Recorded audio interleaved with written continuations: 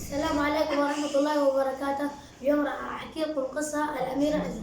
كان هناك أميرة تسمى الأميرة عزة، كانت صغيرة وجميلة جدا وقلبها طيب، وكانت تحب الناس والناس يحبونها، وكانت تسكن مع أبيها في قصر له حديقة كبيرة. كبرت الأميرة عزة وصارت عروسة جميلة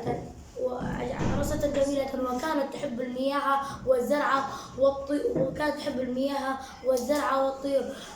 فمشت إلى الحديقة ثم رأت بحيرة تسبح فيها البجعة، فأرادت أن تلعب مع البجعة ولعبت معها كثيرا.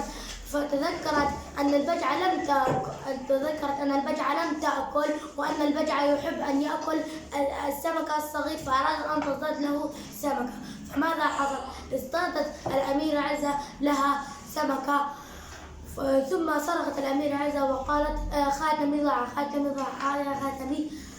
ثم فتحت عينها ورأت ضفدعا يقدم لها الخاتم، وقال الضفدع: انتبه على خاتمك يا أميرة عزة، فإنه خاتم غالي الثمن.